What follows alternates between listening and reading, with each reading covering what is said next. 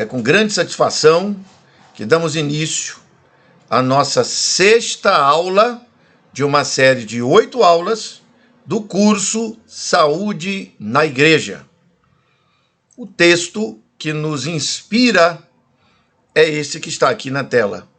Rogo-vos, irmãos, pelas misericórdias de Deus, que apresenteis os vossos corpos como um sacrifício vivo, santo e agradável a Deus, que é o vosso culto racional. Esta passagem está dizendo que no ambiente do cristianismo, no ambiente da igreja cristã, em suas mais diversas modalidades de comunidade, tradição e família, um princípio é estabelecido como supremo. Todos os cristãos em Cristo estão salvos e devem buscar cultuar a Deus, Deus Pai e seu Filho, o Senhor Jesus Cristo, cuidando do corpo, mantendo saúde. E evidentemente que, mantendo saúde física, haverá um reflexo na saúde emocional, na capacidade intelectual, e isso em si é motivado por um princípio espiritual, que é o de oferecer-se como um sacrifício para Deus. A palavra sacrifício significa devoção, adoração, dedicação e tornar-se alguém que vai trabalhar em conexão com os princípios e valores do reino de Deus. Sem saúde, isto não é possível. Daí que saúde é algo que nós adquirimos. Não.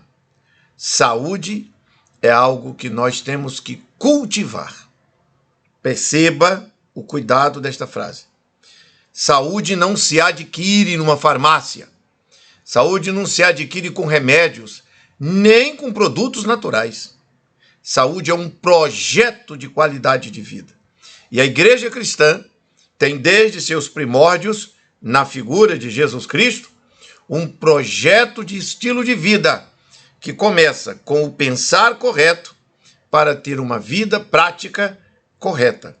Os valores, os princípios do reino são muito conhecidos daqueles que estudam as Escrituras, especialmente as cartas do Novo Testamento, as cartas do apóstolo Paulo, de maneira muito especial. Saúde não se adquire, se cultiva. Eu sou o professor Jean Alves Cabral. Para aqueles que não me conhecem e estiverem assistindo esta aula antes das outras 5 que já aconteceram, eu sou membro da Academia Brasileira de Ciências, a ABRACE, segunda academia mais antiga do Brasil, ocupa a cadeira 48 na área de ciências de saúde. Sou membro do Sindicato Nacional dos Terapeutas Naturistas, ocupando uma função na direção nacional, como primeiro suplente da diretoria nacional.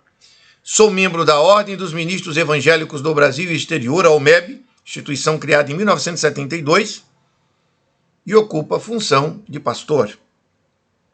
E também sou coordenador entre os anos de 2018 e 2024. Eu tenho que dizer isso porque pode ser que esta aula seja assistida depois de 2024 e eu não vou regravá-la. De uma instituição educacional reconhecida pelo MEC, que é a Faculdade ICECAP, sediada em Brasília, e eu tenho a honra de representá-la dentro deste período que aqui está enunciado, na região nordeste do Brasil. As minhas formações acadêmicas, mais proeminentes, estão citadas aí na tela. Sem mais delongas, quero iniciar a nossa percepção intelectual repetindo, e digo repetindo porque naturalmente aqueles amigos que já viram as 5 aulas, já acompanharam esta citação. Tudo aquilo que o homem ignora não existe para ele. Por isso, o universo de cada um se resume ao tamanho de seu saber. Esse é o pensamento de Albert Einstein, eminente cientista, muito conhecido. e que nos ajuda a compreender que aquilo que você conhece está incorporado na sua capacidade de percepção da realidade da existência. Aquilo que você não sabe, para você, não existe. Mas note, aquilo que não existe para você, não significa que não exista no plano da realidade fora de você. E é exatamente por isso que estudamos e aprendemos coisas que até então não sabíamos e que, quando conhecemos, faz parte de nossa trajetória daquele ponto para frente. Ao longo deste curso, 8 pautas, 8 capítulos, temas, estão sendo abordados. Até o presente momento, nós vimos a realidade da saúde na atualidade, o princípio da saúde na palavra de Deus, compreensão sobre homeostasia e equilíbrio imunctorial, compreensão sobre cronobiologia e vacuidade, e a última aula, anterior a esta, doenças dos que são religiosos. Neste momento, veremos o tema, a aula, sobre a igreja e o departamento de saúde e temperança. E evidentemente que este curso, Saúde na Igreja, concentrado para uma comunidade cristã, das mais diversas denominações. Aqui temos pessoas de todas as denominações cristãs, tendo acesso. O curso é aberto, é gratuito para todas as pessoas. E no intercâmbio que eu tenho tido, muitos têm estado muito contentes com o conhecimento colegiado que tem sido apresentado. Então, para você ter a visão inteira, precisa assistir todas as 8 aulas e baixar o PDF. Esta apresentação que você está vendo aqui, essas imagens que eu vou projetando, depois são disponibilizadas junto com o vídeo, bastando apenas que você entre em nosso canal, em nossa página, professorjean.com, www.professorjean.com, Jean com J, ok? Bom, isto estabelecido, vamos então estudar a igreja e o departamento de saúde e temperança. A igreja e o departamento de saúde e temperança. Seguindo o padrão, eu utilizarei 5 tópicos, porque isto é um capítulo, né? Esta aula, 6ª aula, de uma série de 8, é um capítulo. A igreja e o departamento de saúde e temperança. E dentro deste capítulo eu tenho 5 tópicos, 5 temas que serão discutidos dentro do capítulo. Primeiramente, a doutrina superior da temperança. Em segundo lugar, a igreja e seus departamentos à luz da doutrina dos dons espirituais. Terceiro, a igreja como um colegiado que se apoia e realiza os 4 grandes... Faltou um S aqui. Ministérios de Jesus Cristo. Na sequência, como organizar o departamento de saúde e temperança na igreja. E isso também ostensivo a outras entidades. Porque pode ser que alguém que esteja assistindo este seminário, este curso, veja como funciona a igreja e tome isso como modelo para ser replicado numa fundação, numa associação de moradores, em outro cenário. As ideias vão ser aqui postadas. E aí fecharemos a aula com a questão da responsabilidade individual à luz de Romanos capítulo 14, verso 12 e 22, e 2 Coríntios capítulo 13, verso 5 e verso 6. Tema este que na aula anterior eu fiz um breve enunciado, onde eu chamo de doutrina do individualismo radical. É uma doutrina que eu defendo sob a perspectiva cristã. Bom, isso dito, sem delongas, vamos então objetivamente à nossa pauta principal. Vamos iniciar aqui o primeiro tópico, a doutrina superior da temperança. E aqui deixa eu ajeitar só a minha aguinha.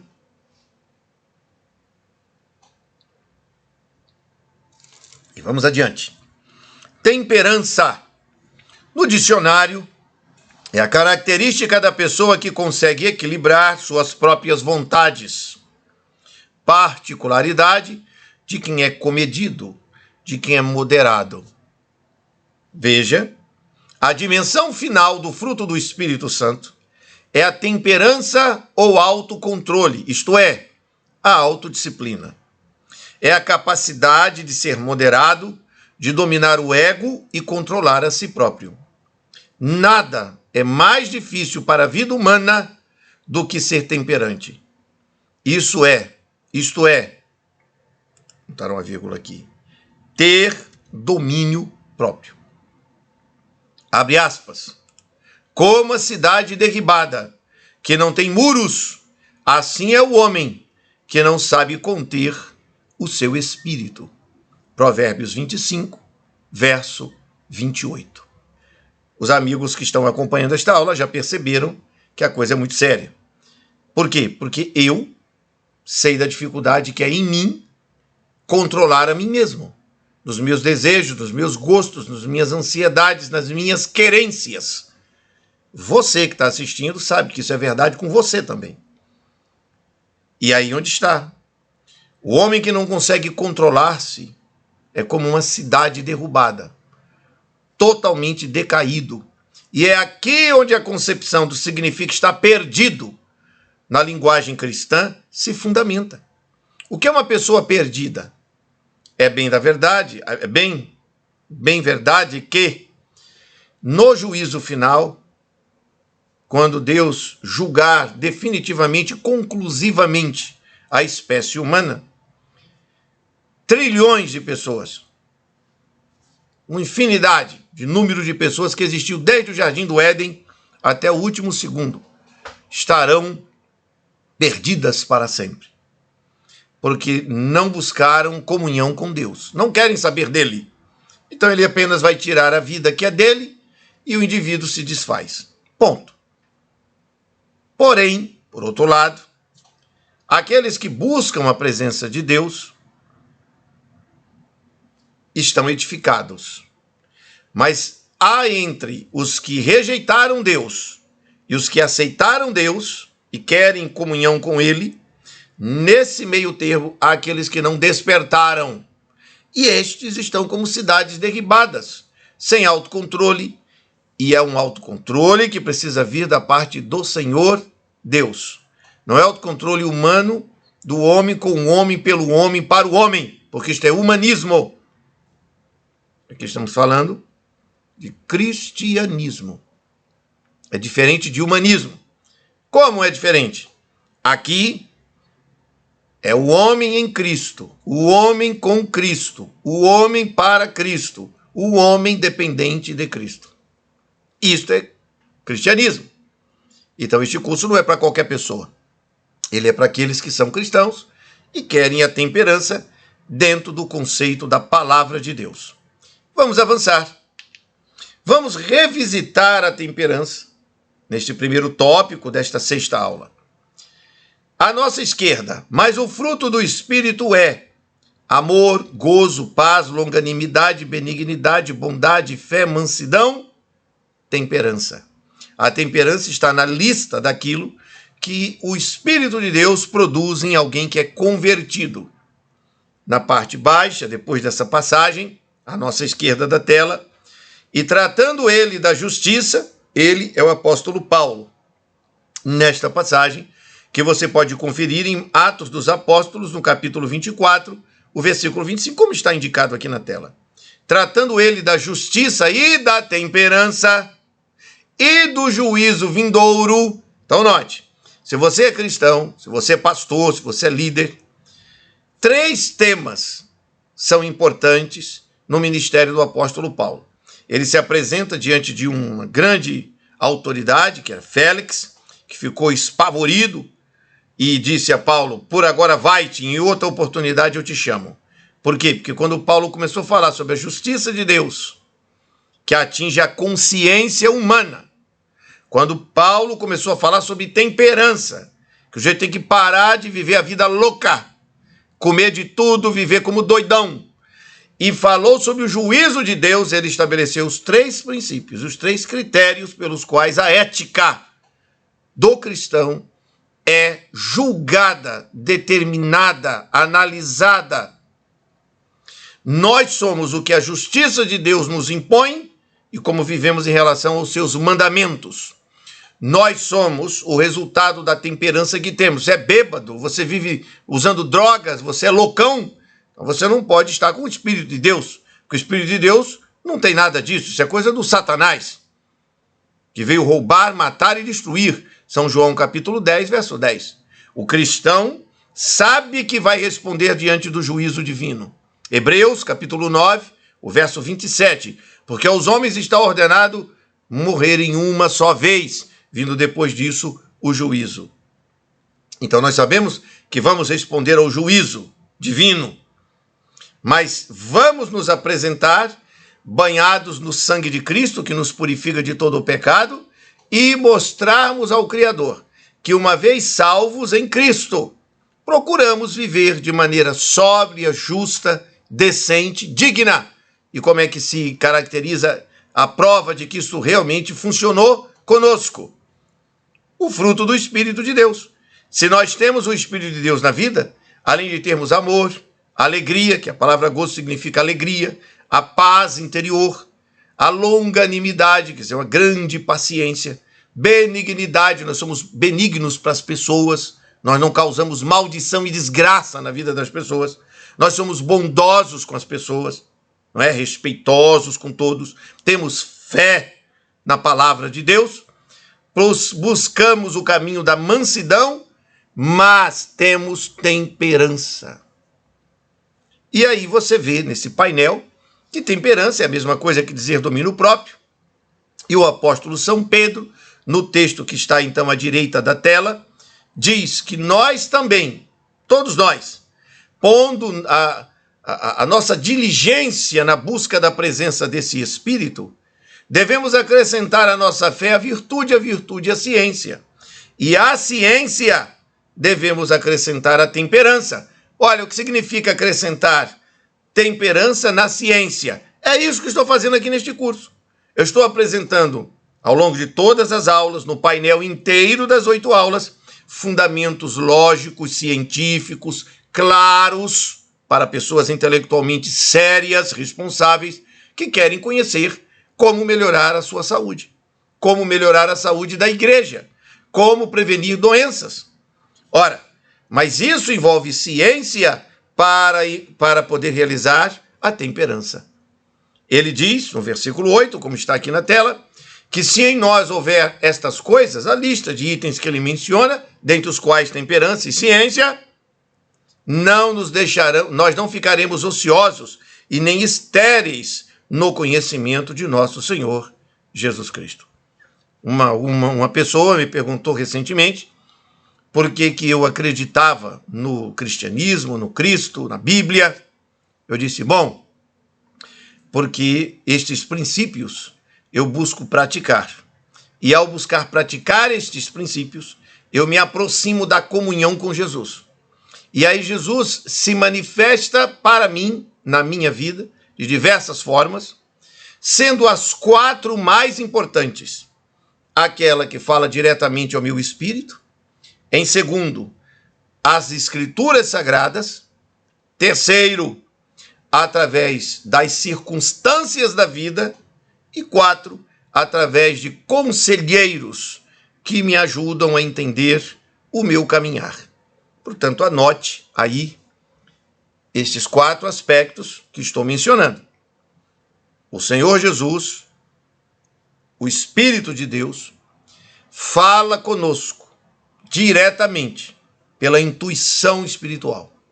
Você percebe as coisas. 2, fala conosco pela Bíblia Sagrada, pelo estudo das Escrituras. Examinai as Escrituras, porque julgais ter nelas a vida eterna, e são elas que dão testemunho de mim, disse Jesus em São João 5, no versículo 39.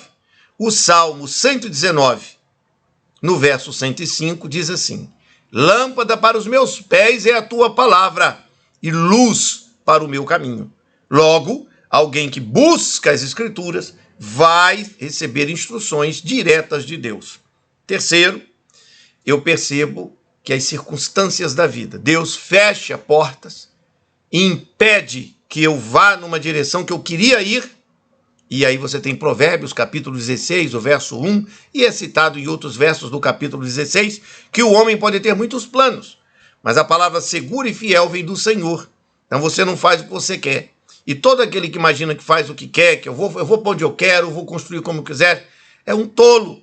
Porque se você não está sob a influência do Senhor Jesus, que vai te guiar no melhor caminho, você estará sob a influência de Satanás, que é o diabo. E em São João, no capítulo 10, verso 10, Jesus Cristo disse que este inimigo, o diabo, veio matar, roubar e destruir. Em 1 São João, no capítulo 5, verso 19, está escrito que o mundo inteiro jaz morto no maligno. Então, se você não está com Cristo, você faz parte dessa massa morta que está aqui na terra, obedecendo à vontade do diabo. E quando você entende isso pelo estudo das Escrituras, aí você percebe o valor do quarto aspecto, que é a influência de conselheiros. Como assim conselheiros? Por exemplo, no meu caso, minha esposa me aconselha, apresenta ideias, sugestões. Eu tenho um pastor discipulador que me orienta, que conversa comigo, e assim sucessivamente, todos nós temos amigos, temos familiares, pessoas, amigos queridos, pessoas que estão numa jornada conosco. E isso tem a ver com a igreja. Isto é a igreja, essa comunhão, que é o quarto aspecto. Os outros três você tem que desenvolver só. No quarto você tem que desenvolver no colegiado, numa congregação. Isso exposto, temperança é um fruto do Espírito de Deus e não algo humano, porque está escrito em Gálatas 5:22, que está aí na tela. O fruto do Espírito, o Espírito de Deus, é temperança.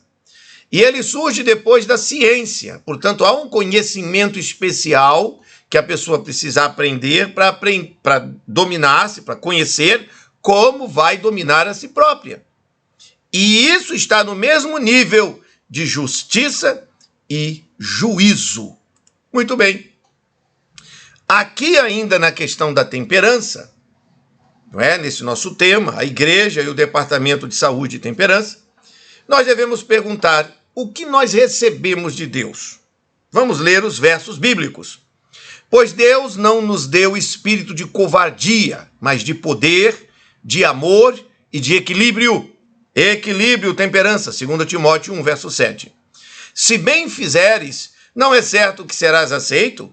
E se não fizeres o bem, o pecado jaz à porta, e sobre ti será o seu desejo, mas sobre ele deves dominar. Gênesis 4, verso 7, depois da humanidade cair em pecado, Deus dá esta ordem a Caim, que vale para mim e que vale para você. Cada um de nós tem o nosso desejo, e nós temos que dominar o nosso desejo, assim como Deus disse que Caim tinha que dominar o dele. Se buscarmos ajuda celestial, fica mais fácil. Provérbios, capítulo 16, o verso 32, continuo na leitura dos versos que estão aqui na tela. Melhor é o longânimo do que o valente, e o que domina seu espírito do que o que toma uma cidade. Dominar o próprio espírito, dominar os seus desejos, dominar o ímpeto, o poder volitivo, o poder da vontade. 1 Timóteo 3, verso 2. Convém, pois, que o ministro seja irrepreensível, marido de uma só mulher, vigilante, sóbrio. Então, pastor, líder da igreja, missionário, não pode ser um bêbado, usuário de drogas, loucão na vida. Tem que ser pessoa sóbria, ponderada, com a visão profunda do evangelho. Ok? Próximo item, Tito, capítulo 2, verso 1 e 2. Tu, porém, fala o que convém a sã doutrina, que é o que eu estou fazendo nesse curso. Exorta os velhos a que sejam temperantes. Graves, significa sérios, responsáveis, prudentes, sãos na fé, na caridade e na paciência. Veja como a temperança ocupa um lugar superior na doutrina cristã. Às vezes eu vejo pessoas criticarem o cristianismo falando muita bobagem. Falam tolice sobre o cristianismo. Não sabem nada sobre o cristianismo. Não estudam nada. É curioso. em pessoas que têm uma opinião sobre uma coisa que ela não sabe o que é. Já viram isso? O sujeito, ele tem uma opinião sobre um negócio que ele nem sabe o que é. Albert Einstein deve estar se revirando no túmulo. Por quê? Porque, como já citei, e eu vou rapidamente apontar de novo, tudo aquilo que o ser humano ignora, quer dizer, ele não conhece, não existe para ele. Mas como é que você tem uma opinião de uma coisa que você não sabe nem o que é, que você não sabe nem que existe? Entenderam? Daí que você vê que quem realmente pratica a vida cristã de maneira séria, honesta, responsável, vai desenvolvendo temperança. Daí que você já ouviu. O sujeito era alcoólatra, entrou para o universo da igreja, aí diz assim, a igreja salvou ele. Não, quem salva é Jesus Cristo. Mas lembre-se do que eu já mencionei aqui nesta aula. Quando você tem comunhão com Deus, o Espírito de Deus fala com você. 2, fala pelas Escrituras. 3, fala através das circunstâncias da vida. O sujeito está lá bêbado, mijado numa calçada, vomitando. Aí ele pensa, o que é que eu estou fazendo jogado numa sarjeta, fedorento, podre, catinguento? Não é melhor ir para aquela comunidade onde as pessoas estão bem limpas, todo mundo organizado e as pessoas se ajudam? Aí ele vai para aquela comunidade. Aí a pressão social da comunidade dá força moral social a ele para ele vencer as adversidades. Esse é o papel da igreja cristã. Quem for contra isso é do diabo. Porque como é que você pode ser contra uma comunidade de cidadãos comuns, vizinhos, que se reúnem para louvar, adorar a Deus e planejar como ajudar a vida dos seus irmãos, vizinhos, pessoas ao redor, a ter mais saúde e qualidade de vida? Entendem a lógica disso? Aqui está o princípio da temperança. E aí, isso que foi recomendado em Tito, capítulo 2, verso 1 e 2, aos mais velhos, não está isento da galera mais jovem. Ou a galera mais jovem acha que pode viver na doida. E Deus aceitar isto? Não, é o princípio da temperança. Por isso que 2 Coríntios 5, verso 15, o último versículo, diz assim: e ele morreu por todos, para que aqueles que vivem já não vivam mais para si mesmos, mas para aquele que por eles morreu e ressuscitou. Na Semana Santa, todo mundo fica alvissareiro. Semana Santa, Jesus morreu por nós. E depois, no resto do ano inteiro, não vale nada. Não pode ser assim, é claro. Todos sabemos que Jesus morreu por nós e cuida de nós e está nos acompanhando. A despeito de nossos pecados, tem nos estendido sua maravilhosa graça. Lamentações de Jeremias, no capítulo 3, no verso 21 e 22, diz assim: as misericórdias do Senhor são a causa de não sermos destruídos. Renovam-se cada manhã. O que é que então recebemos? Pelo Espírito de Deus recebemos o poder do equilíbrio e da moderação. Recebemos a clareza mental do que compete dominar o nosso próprio desejo. E Deus, pelo seu Espírito, lá em São João, no capítulo 4, Jesus se encontra com a mulher samaritana, verso 20 ao 24, e ele diz à mulher: Deus é Espírito, o Pai é Espírito, e importa que seus adoradores o adorem em espírito e em verdade, porque ele está procurando estes adoradores. Então o nosso desejo pecaminoso, nosso desejo carnal, pode ser quebrado pela presença do Espírito de Deus, que gerará em nós, e gera, temperança. E aí o domínio do Espírito interior, em Cristo Jesus, pela presença do próprio Deus Pai, nos faz ser sóbrios, ou seja, ter clareza mental, entendimento das coisas.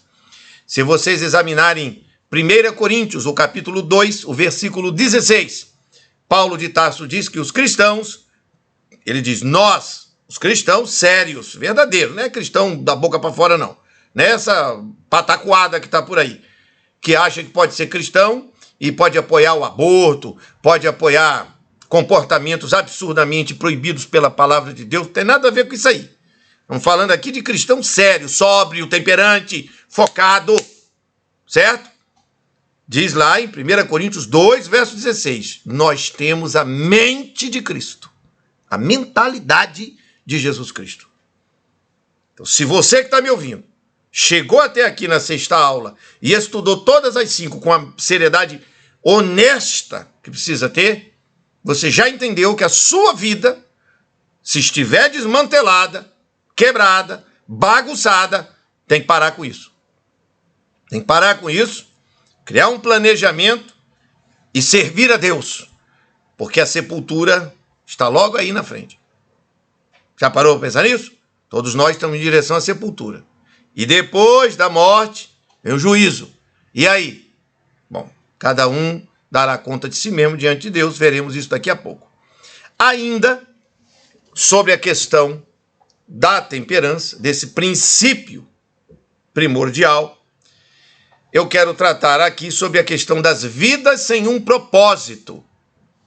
Notem, Colossenses, capítulo 3, do verso 1 ao 3, diz assim: portanto, se já ressuscitastes com Cristo, buscai as coisas que são de cima, onde Cristo está assentado à destra de Deus. Pensai nas coisas que são de cima, e não nas que são da terra, porque já estáis mortos, e a vossa vida está escondida com Cristo em Deus. Gente, isso aqui é o coração do cristianismo na minha vida, na tua vida. O que é ser um cristão? É ser alguém que busca as coisas que são de cima, na sua mentalidade, onde está Cristo, assentado à direita de Deus Pai Todo-Poderoso. Então, notem, eu criei um gráfico para, uma linguagem bem da área médica, né? Dissecar essa passagem.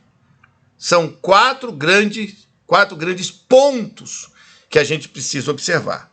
Primeiro, se ele começa dizendo, portanto, se é um condicionante. Condicionante o quê? Tudo que vai acontecer a seguir depende de se você quiser. Se você está vivendo a experiência cristã. Se é um condicionante. Se você não estiver, nada disso vale e nada disso vai dar certo. Se já ressuscitastes com Cristo, ou seja, sua vida já foi totalmente entregue na mão dele, buscai. Então aqui entra um compromisso. Ok?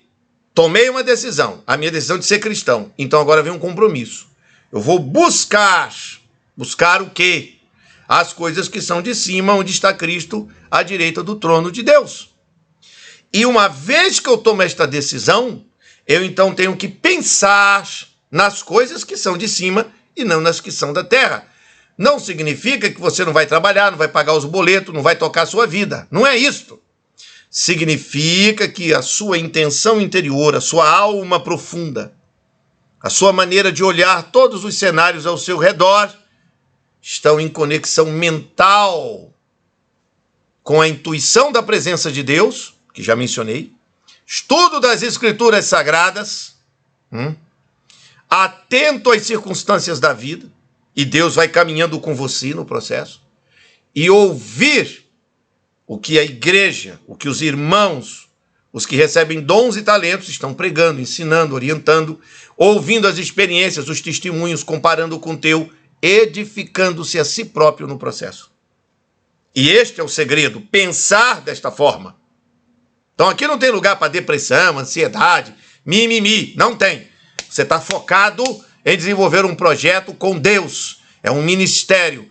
Ah, mas eu sou pedreiro, vai levar o reino de Deus lá para a obra. Ah, eu sou advogado, vai levar a presença do Espírito de Deus para o teu trabalho no tribunal. Eu trabalho no comércio, a palavra de Deus estará esparramada em todo lugar da tua loja. Você faz um pacto com Deus, tem um compromisso, pensa nas coisas do alto, pensa nas coisas de Deus, e isso força naturalmente essa natureza decaída a ser edificada. Percebe? E aí, Paulo de Tarso fecha nesse quadrante desse texto, dizendo que se assim a gente se comportar, nós já estamos mortos para esse mundo. Já estamos com a nossa vida escondida de maneira espiritual, de maneira mental, numa relação profunda e íntima, particular, muito íntima e particular com Jesus Cristo. Meus amigos, isto é a experiência cristã. A experiência cristã não é a experiência de, eu vou ficar rico porque eu estou na igreja. Não tem nada a ver com isso. Uns vão ficar ricos porque o diligente, que souber trabalhar, tiver aplicação, vai prosperar. Ou aquele que for vagabundo, que não gosta de serviço, não vai. Existem variáveis para se ficar rico, financeiramente, materialmente falando. Mas quando você entende o propósito da sua vida, que tem data para terminar, você sabe que você vai morrer, né? E aí depois, em 1 Coríntios 15, 1 Coríntios capítulo 15, a promessa da ressurreição, a promessa de sermos transformados na segunda vinda de nosso Senhor Jesus Cristo. Aí a vida eterna, definitivamente concreta, física, material, vai acontecer lá. Aqui nós temos a conexão com a esperança e a promessa da palavra empenhada do Criador, de que se nós nos comportarmos deste jeito que está aqui escrito e está representado neste quadro, nossa vida está já escondida, garantida, presa, amarrada, fechada com Jesus Cristo. Entendem? Isto aqui é evangelho num nível um pouco mais profundo do que apenas dizer Jesus Cristo é meu Senhor e meu Salvador. Não, aqui já é o desenvolvimento prático, mental, profundo, de reflexões que vêm do Espírito de Deus que já está em nós para o entendimento da própria mente. Avançamos, e aí eu fecho o primeiro tópico desta aula, são 5 tópicos, esse é o primeiro que vou fechar. Qual é então o compromisso que a igreja tem que ter? Porque acabei de falar, como disse Paulo, se estamos ressuscitados com Cristo, se fomos batizados, morremos quando fomos sepultados debaixo das águas, quando levanta, ressuscitou. Este é o símbolo. Paulo fala sobre isso em Romanos, no capítulo 6, bem no início do capítulo. Ora, no momento em que eu sou batizado e eu afundo totalmente na água e eu levanto, eu estou ressuscitado. No momento em que eu participo da Santa Ceia, onde você tem o pão, onde você tem o vinho, pão e o vinho, o suco de uva, você tem esses dois na mesa, e você come, participa disto, neste momento, você faz em memória do sacrifício que Cristo fez por cada um de nós. Então você é cristão. Se é cristão e a igreja, qual é o compromisso? Mas agora eu vou falar sobre o compromisso das estruturas religiosas, da denominação. Preste bastante atenção. 3 versos vão nos ajudar a entender isto. Atos dos Apóstolos, capítulo 20, verso 28. Olhai, pois, por vós mesmos, e por todo o rebanho sobre que o Espírito Santo vos constituiu bispos, para apacentardes a igreja de Deus, que ele resgatou com seu próprio sangue. Atos 20, verso 28. Segunda passagem. A igreja de Deus que está em Corinto, Paulo escrevendo para a igreja de Deus que está em Corinto, e ele diz: aos santificados em Cristo Jesus. O que é santificados? Pessoas que decidiram, a partir de agora minha vida é pensar nas coisas do alto, nas coisas de cima, porque eu assumi um compromisso, que eu já mencionei na passagem, no quadrinho aqui anterior. Chamados santos. Quando é que uma pessoa se torna santa? Ela não se torna santa quando a igreja católica diz que o cara é santo. Ele se torna santo quando ele busca se santificar, se separar para uma comunhão mais profunda com Jesus Cristo. E como é que você faz isso? Buscai e pensai nas coisas que são do alto. Está aí Colossenses 3, verso 1 e 3, que eu já mencionei. Isso, entendido, disse: com todos os que em todo lugar invocam o nome de nosso Senhor Jesus Cristo, Senhor deles e nosso também. Percebe que a igreja, neste entendimento aqui, dos versos que estou apresentando, ela é o centro de toda a congregação e comunidade terrestre. E a igreja, enquanto comunidade de pessoas que interagem dentro do buscar e pensar nas coisas do alto, esta igreja, ela está em comunhão e conexão direta com Jesus Cristo, porque a nossa vida está escondida em Jesus. A nossa vida não está escondida numa denominação, Nossa vida não está escondida na igreja católica, na igreja presbiteriana, luterana, batista, adventista, episcopal, etc, etc, etc. Não. Nossa vida está escondida em Deus com Cristo. E aí, 1 Timóteo, capítulo 3, o verso 15, nessa passagem diz: mas, se tardar, falando de um outro contexto, o que me importa, nós devemos saber como convém andar na casa de Deus, que é a igreja do Deus vivo, a coluna e a firmeza da verdade. A igreja de Deus é a comunidade dos fiéis. Isso é igreja. A palavra igreja significa assembleia, congregação, reunião de pessoas. Como é que eu devo me conduzir entre os irmãos? Como é que eu devo me portar diante da sociedade, de todas as pessoas, como um verdadeiro seguidor de Cristo, de maneira temperante. Isso tem que partir como uma doutrina e um ensinamento sério da igreja que você faz parte. Você tem esse compromisso. E aqui, a igreja de Deus, então, trabalha o gerenciamento dessas informações, dessa doutrina, desse ensinamento, busca a santidade, que é a verdadeira saúde. A saúde e a santidade são casados.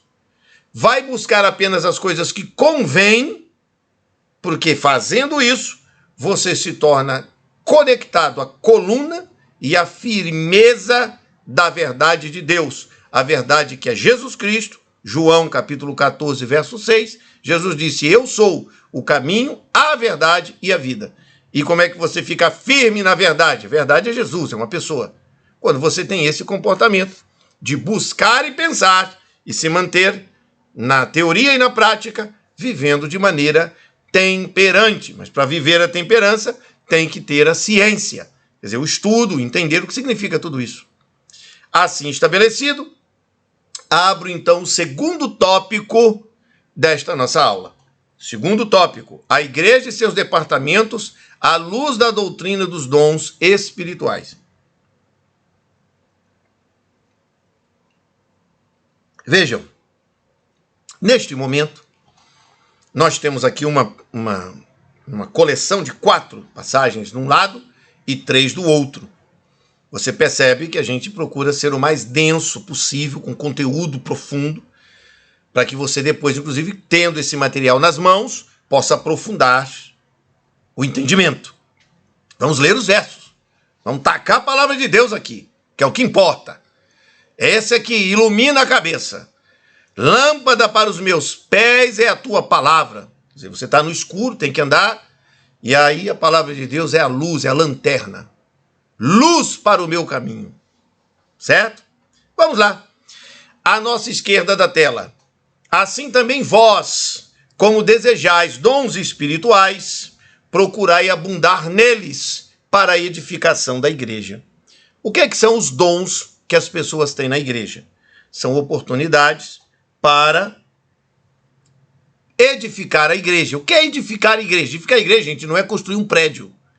É edificar vidas. Edificar a igreja significa abençoar, ajudar as pessoas que estão na mesma jornada que eu e você. Eu tenho esse dom de ser professor, de ser da área de saúde, de ser um comunicador. Eu reconheço meus dons. Tenho que saber com clareza, porque eu os busco e tento me aperfeiçoar neles. Mas isso serve para quê? Para eu ficar cheio de orgulho, dizendo que eu sou comunicador, que eu sou professor, que eu sou pastor.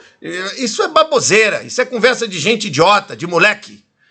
Esses dons, diz o mandamento, é para que eu ajude a edificar a vida das pessoas. Isso é conversa de homem, não é conversa de moleque. Então aqui, cada um de vocês está me ouvindo, tem dons. Quais? Não sei, Deus é que sabe. Deus botou, você tem que saber com Deus aí na sua comunhão. Mas você deve abundar nesses dons, deve se aperfeiçoar, treinar a você mesmo, mas com um alvo. O alvo é edificar as pessoas da igreja, ajudar os seus irmãos. Entende? Por isso, por exemplo, estou oferecendo esse meu curso de graça. Por quê? Porque eu quero abençoar a vida das pessoas. Porque eu não ganho dinheiro com esse curso. Eu ganho dinheiro no meu consultório. Eu tenho um curso profissional da área em que eu atuo, certo? E aí, nesse cenário, eu tenho a minha vivência.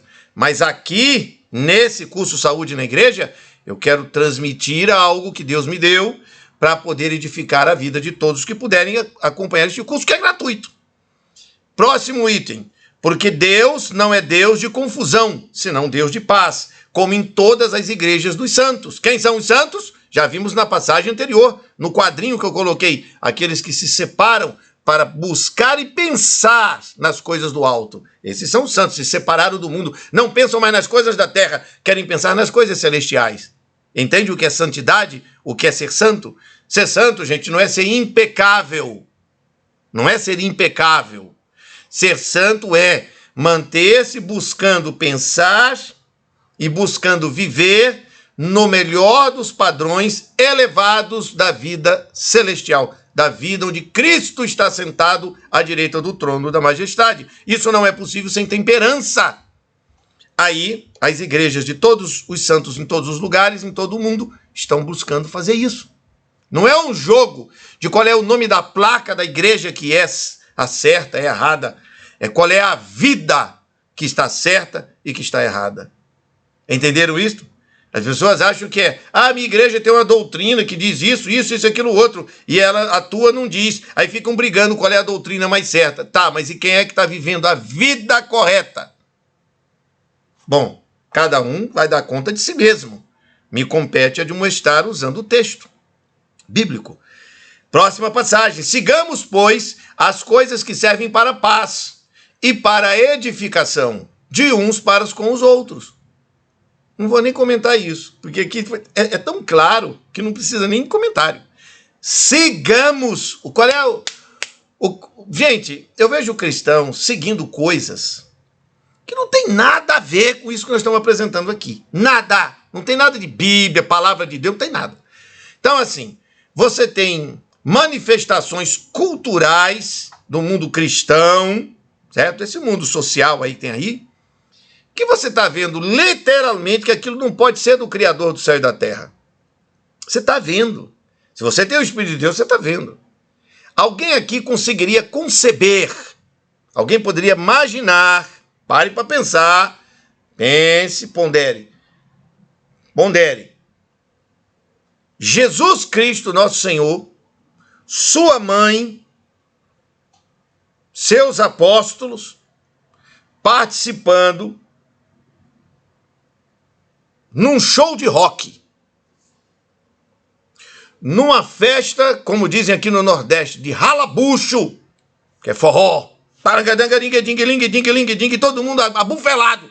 Dá para imaginar um negócio desse? Você tem que ser muito porco, mentalmente falando, muito podre, sem noção da santidade, das coisas do alto. Então eu chego no céu, aí tá lá o cara tocando triângulo, outro batendo no azambuba e o povo rebolando na sensualidade. Não está vendo que isso não tem coerência?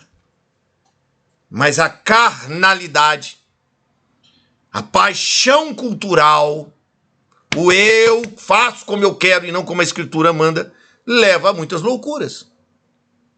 Nós devemos seguir as coisas da palavra de Deus para a paz e a edificação uns dos outros, e não para amansar coraçãozinho. Ah, mas vai ofender algumas pessoas. O que me importa?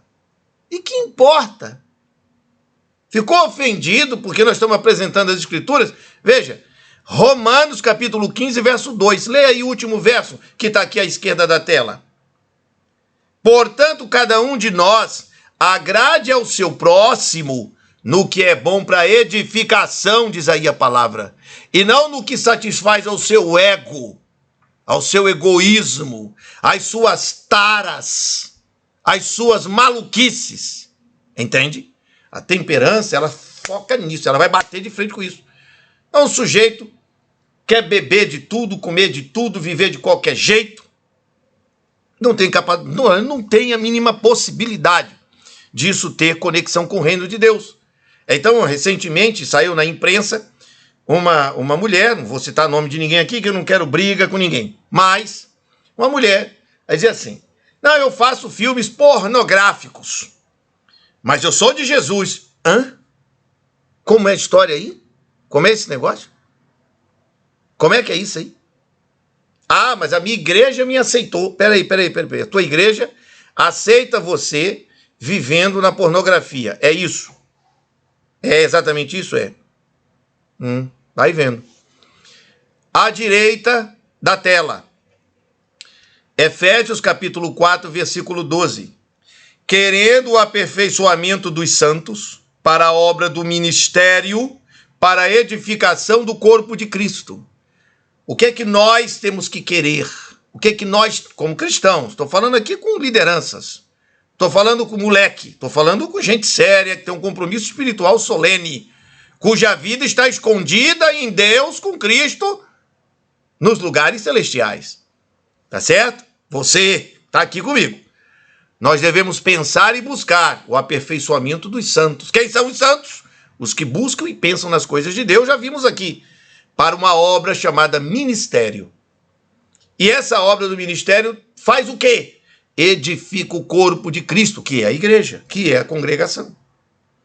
Efésios capítulo 4, no verso 16, vai dizer: do qual todo este corpo, bem ajustado e ligado pelo auxílio de todas as juntas, segundo a justa operação de cada parte, eu estou fazendo a minha, faz o aumento do corpo, do próprio corpo. A própria igreja começa a crescer. Crescer em que? Em número de pessoas? Não. Crescer na maturidade. Cresce na maturidade. Vai crescer depois em número? Vai. Porque as pessoas que estão vivendo uma vida louca veem que esses membros dessa comunidade têm uma vida saudável, têm uma vida equilibrada, são amadurecidos, são pessoas que têm um projeto de vida bacana, bonito, bem estruturado, estão indo bem. Aí diz edificação e amor. Quer dizer, você tem uma nova vida, você tem uma nova plataforma, você tem uma nova estrutura. Entenderam isso? Entenderam como funciona? Aí vem a última passagem. Que fareis, pois, irmãos, quando vos juntais? Quando nós nos reunimos, vamos fazer o quê? Vamos tocar aí o forró de Jesus, o rock de Jesus. Eu sei que muita gente aí pelo Brasil afora e pelo mundo afora, mas o preconceito quanto ao estilo de música. Eu não estou nem aí para essa discussão. Eu não estou nem aí. Se na sua cabeça você acha que Jesus Cristo está lá, pulando e sacudindo a cabeça para cima e para baixo, e gritando, louvado seja o Senhor, e sacudindo para cima e para baixo, o problema é seu. Preste atenção. Os meus boletos aqui, isso aqui, são meus boletos, é boleto pra caramba que tem aqui, um bocado deles, tem que pagar. Vem com o meu nome. Vem com o meu nome. Tá entendendo? Meu nome. Se você recebe os seus aí, observe que não está o meu nome aí. Isso é problema teu com Deus. Para mim, tá errado e acabou-se. Na minha vida, na minha roda, na minha realidade, eu não quero isso. Agora, eu não vou sair por aí perseguindo ninguém, procurando nome. Qual é o grupo? Eu vou mais o que fazer. Tem que trabalhar para pagar esses boletos aqui. Vou gastar meu tempo, vou nada. Tô nem aí. Agora estou dizendo, quando se juntar, igreja, povo de Deus, quando se juntar, cada um de vós tem salmo, tem doutrina, tem revelação, tem língua, tem interpretação, faça-se tudo para edificação das pessoas. Se esse esquema teu aí, Deus aceita, eu não sou Deus, ele que vai julgar, e está edificando, não tenho nada com isso. Eu não quero para mim. Isso é posição assentada, acabou-se. Não estou nem aí para a opinião de ninguém. É a minha.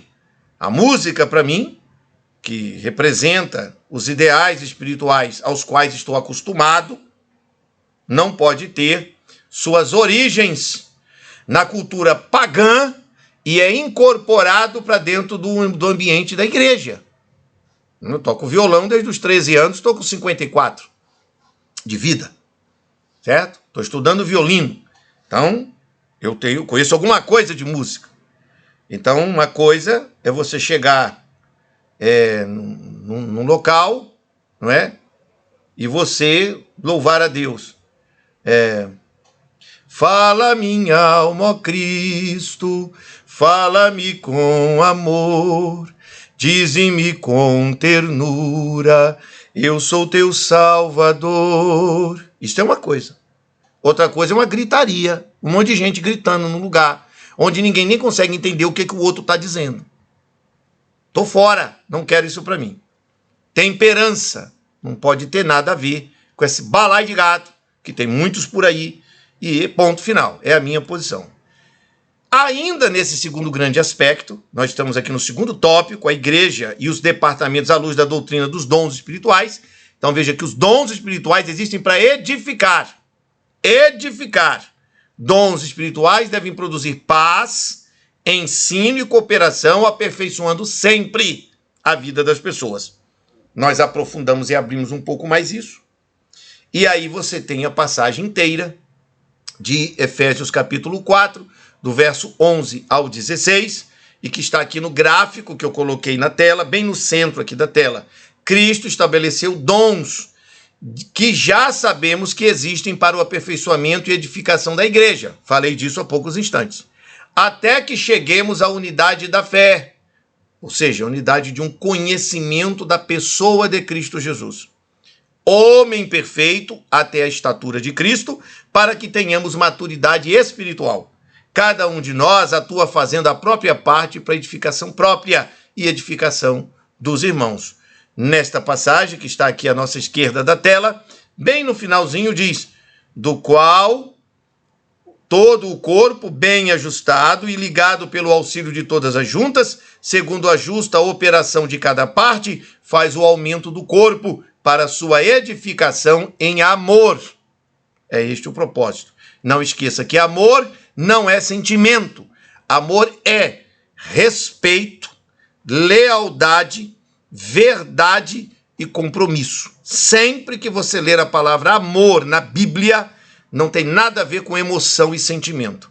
Tem a ver com respeito, lealdade, verdade e compromisso. E essas 4 palavras estão fundidas, juntas, elas são o amor. Aqui, ampliamos um pouco. Perdão, aqui. Peraí, eu acelerei aqui, eu cliquei no lugar errado. Pronto, é aqui, em amor. Agora a próxima passagem, é essa aqui. Vamos adiante nessa percepção da igreja, dos dons espirituais, de como é que a igreja tem que começar a pensar. Que é a igreja, você, eu, nós, juntos. Pedro, primeiramente Pedro, depois vamos a Paulo. Pedro diz, está das 2 passagens à nossa esquerda da tela. Vós também, como pedras vivas, sois edificados casa espiritual. Nós lemos numa passagem anterior que nós devemos saber como nos comportar na igreja, que é coluna e baluarte da verdade.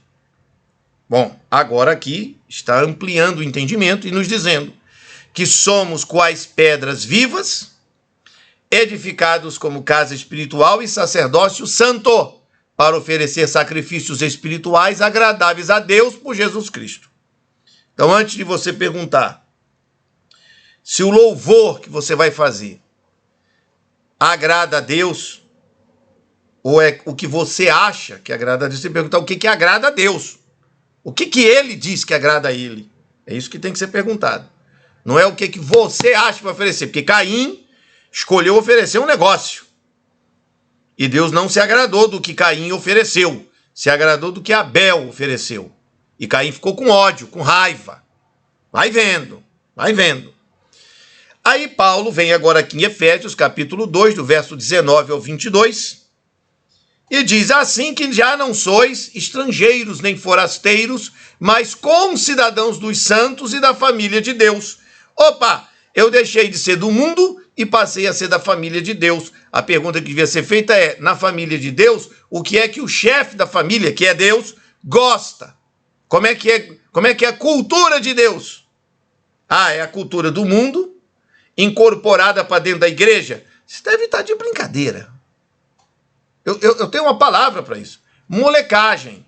Isso é falta de estudo teológico sério, de estudo da Bíblia, falta de comunhão, de experiência de verdade, para estar importando... porque se a gente colocar uma música bem animada, a juventude vai gostar. Espera um minutinho. Quer dizer que eu rebaixo o padrão ético sob a alegação de que eu vou trazer a juventude. Aí a juventude só vem se tiver essa bagunça. Certo. Então Deus pegou os seus valores superiores, do alto, de cima, rebaixa para serem tudo na mais baixa ralé, Vamos fazer o funk de Jesus, é isso? Como é que vai ser isso aí? Vai adorar a Deus como se faz num cabaré? É isso? Tá vendo que isso não tem lógica? Nós somos edificados sobre o fundamento dos apóstolos e dos profetas, de que Jesus Cristo é a principal pedra da esquina. Preste atenção, está aí na palavra. No qual todo o edifício, bem ajustado, e não na doida, não na bagunça, não fora da temperança, bem ajustado é temperança, cresce para ser templo santo no Senhor. Isto é igreja. Eu mesmo sou o templo santo do Senhor. No qual também vós, juntamente, sois edificados para a morada de Deus em espírito. Gente, isso aqui é o centro do cristianismo. O cristianismo é isso aqui. É essa comunhão, é essa vivência, baseada no sangue de Cristo que nos purifica de todo pecado. O resto é conversa mundana, carnal. Isso aqui é palavra. Observem do lado à direita. À direita, Mateus 24, do verso 24 ao 28. Todo aquele, pois, que escuta estas minhas palavras e as pratica, assemelhá-lo-ei ao homem prudente, que edificou a sua casa sobre a rocha. Quem é a casa de Deus? Eu mesmo. Você mesmo. E desceu a chuva, correram os rios e assopraram os ventos e combateram aquela casa e ela não caiu, porque estava edificada sobre a rocha. Rocha é Jesus. É a rocha da vida. Jesus Cristo é a pedra que os edificadores rejeitaram lá em Israel. Ele é a rocha. E aquele que ouve estas minhas palavras e não as cumpre, compará-lo-ei ao homem insensato, que edificou a sua casa sobre areia. E desceu a chuva, correram os rios e sopraram os ventos, combateram aquela casa e caiu, e foi grande a sua queda. E aconteceu que, concluindo Jesus esse discurso, a multidão se admirou da sua doutrina.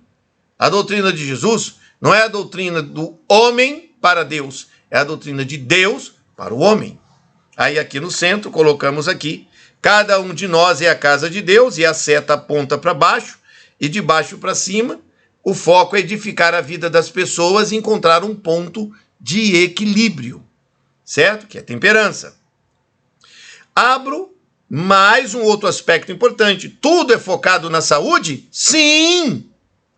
Tudo vai se focar em saúde. Saúde espiritual, saúde intelectual, saúde emocional e saúde física. Eu não vou reler o texto que vocês já viram diversas vezes, que é rogo-vos, irmãos, pelas misericórdias de Deus. Tá? Romanos 12, verso 1 a 3. Eu sempre abro a aula com essa passagem. Mas note, quando nós nos dedicamos a buscar, a apresentar a vida, o corpo, as emoções, o ser integral, como um sacrifício vivo, santo e agradável a Deus, nós alcançamos o fim da nossa fé, que é a salvação da nossa própria alma. Qual é o objetivo da vida do cristão? Não é ficar rico. Preste atenção, ó. 1 Pedro, capítulo 1, verso 9, está aí bem no meio da tela. Alcançando o fim da vossa fé, a salvação das vossas almas. Todo pregador, todo pastor, todo orientador que vem com a conversa para você, que não fundamenta em 1 Pedro 1,9, desconfie. Alguma coisa está errada aí. Alguma coisa está muito errada. O objetivo do cristianismo é a salvação das vossas almas, da minha alma, da tua alma. Algumas pessoas têm que viver uma vida inteira sem ficar rico. Por quê? Porque se ficar, se perde. E o Espírito Santo de Deus não deixa ficar rico. Trava. Se ele enriquecer, ficar poderoso, ele vira um carniça. Ele vai bater na bagaceira. Como nós temos visto muitas histórias. Você que está me assistindo aqui sabe disso. Tem muitas histórias aí de sujeito que era pobre, era simples, foi para a igreja, prosperou, de repente é um pastor. E aí, de repente, descobre-se que ele estava lá envolvido com amantes, todo desmantelado. Já ouviram essas histórias? De onde é que vem isso? Vem da falta da seriedade para entender que o fim da nossa fé, quando é que a nossa fé acaba? Quando a nossa alma é salva. E quando é que ela é salva? Ela é salva no momento em que eu recebo Cristo na minha vida, e isso tem que ficar firme até a transformação final que está prevista em 1 Coríntios capítulo 15. Quando a última trombeta ressoar, os mortos em Cristo ressuscitarão primeiro, e aqueles que estiverem vivos serão transformados num abrir e fechar de olhos e terão um corpo incorruptível. Daí para frente, nunca mais será possível pecar. Mas enquanto você está aqui, vai vendo. Enquanto eu estou aqui, o risco está aí. Aí vem Pedro, amplia um pouco mais e diz: vós também, como pedras vivas, sois edificados casa espiritual. O fim da minha vida é a salvação. O alvo é esse. Uma vez salvo em Cristo, salvo para a eternidade. Agora, dentro deste processo, eu também sou transformado em um sacerdócio santo. Eu me torno uma casa espiritual, uma figura que ilumina a vida das outras pessoas para a vida eterna. Ok? E aí, a última passagem vem de Paulo, 2 Coríntios 5, verso 15.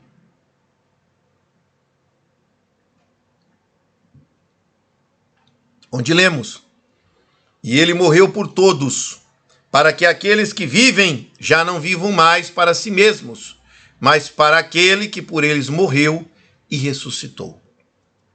Então, tudo isso, gente, é saúde mental, espiritual, emocional e física. O cristianismo é uma proposta de saúde completa. Ok? Muito bem. Fechando este segundo grande tópico desta aula, vamos ao alinhamento gerencial. O que é isto? Tal de gerenciamento, alinhamento gerencial. Na passagem já mencionada de Efésios capítulo 4, do verso 11 ao 16, que compete a você que está assistindo o curso ler e reler até dominar, você vai perceber que 3 grandes blocos de orientação são dados. Primeiro, disse que ele mesmo, Jesus Cristo, deu dons para a igreja. O texto que está aí na tela vai dizer que uns são os apóstolos, outros são profetas, outros são evangelistas, outros são pastores e outros são doutores. Eu me enquadro nos 3 últimos itens. Eu não sou nem apóstolo e nem profeta. Eu sou evangelista, pastor e doutor. Doutor aí significa professor. A palavra doutor é docere, aquele que ensina, aquele que ministra orientações didaticamente organizadas. É um professor. No mundo moderno, você tem um doutorado. Eu tenho um doutorado, estão aqui para trás, essas placas aqui, testificando que tenho doutorados, no plural. Mas isso aí não significa nada. Como não significa nada? Não significa nada se isso não tem aplicação para a edificação da igreja. Tem que ter orientação. Se eu disser que tem isso aí e achar que isso aí me torna um sujeito grande, eu sou um idiota. Porque o maior entre nós é aquele que serve. Entendem como funciona? É diferente. No mundo, o papel me torna grande. No reino de Deus, isso aí não vale nada. No reino de Deus, quanto mais serviço eu prestar, maior será o galardão. Essa é a doutrina do galardão. Não tem nada a ver com salvação, isso que eu estou falando agora. Salvação não tem nada a ver. Qual o seu lugar no novo céu e na nova terra?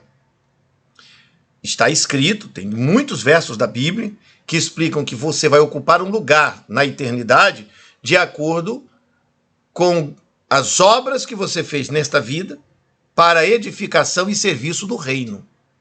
É a doutrina do galardão. Não tenho tempo para tratar disso, mas estou à disposição dos amigos e irmãos que eventualmente tiverem interesse de conhecer algo sobre isto.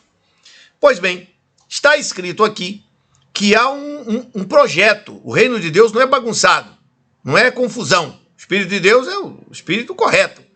As coisas são constituídas de tal maneira que você edifica a vida das pessoas. Então ele, Jesus, deu dons para as pessoas da igreja. Mas ele deu para quê? Para que essas pessoas aperfeiçoem, tendo dom, se aperfeiçoem. Então eu vivo estudando, estou sempre fazendo cursos, sempre estudando, para me aperfeiçoar cada vez mais. E eu devo fazer isso até que eu chegue à unidade da fé. A unidade da fé significa unidade da confiança. na pessoa de Cristo, para a edificação do corpo. Então, o meu objetivo aqui nesse curso, por exemplo, eu já consigo entregar instruções num grande painel, que são todas as 8 aulas juntas, que edifica a tua vida se você estudar com seriedade. E se isso for feito, aí a maturidade aparece e a igreja passa a ser bem ajustada e ligada. O departamento de saúde e temperança de uma igreja produz isso aí. Entenderam? Isso é um dos pontos mais importantes de tudo que estou ensinando. Quando você assume que a igreja, a tua congregação, a tua comunidade vai trabalhar um departamento de saúde e temperança, nós estamos falando disso aqui.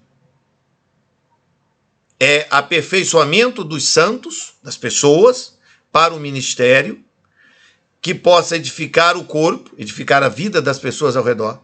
Imagina o povo da comunidade, da igreja aí, da sua sociedade onde você está, todo mundo doente. Aí você cria um departamento que transforma isso em saúde e qualidade de vida, estilo de vida saudável. Como é que diz o pessoal? Ô, glória! Certo? Muito bem. Vou abrir o terceiro tópico desta aula, terceiro bloco de considerações. São 5. Vamos abrir o terceiro. A igreja como um colegiado que se apoia e realiza os 4 grandes ministérios de Jesus Cristo. Eu não vou ler quais são os 4 grandes ministérios de Jesus Cristo, porque eu já fiz, inclusive, aulas sobre isso aqui nesse curso. Mas vejam, começamos com o entendimento ainda de Efésios, capítulo 4, do verso 11 ao 16. O corpo de Cristo, que é o colegiado da tua congregação, da igreja, bem ajustado, pelo auxílio de todas as juntas, de todas as partes se ajudando, numa justa operação de cada parte, onde cada um contribui, faz o aumento ou crescimento do corpo para a sua própria edificação em amor. Este é o primeiro grande princípio que tem que ser bem trabalhado. Neste outro painel, nós repetimos, eu não vou repetir, porque já apresentei em aulas anteriores e não vou repetir aquilo que já foi exposto. Jesus ensinava, Jesus pregava, Jesus curava e Jesus fazia o bem. Nesse primeiro painel que está aqui na tela, nós temos algumas passagens que mostram que Jesus ensinava mesmo. Então tem Marcos 14, 49, que Jesus ensinava todos os dias no templo. Nós temos Lucas 13, 22, Atos 15, 35, Atos 28, 31, Colossenses 1, 28, Colossenses 3, 16, diversas passagens.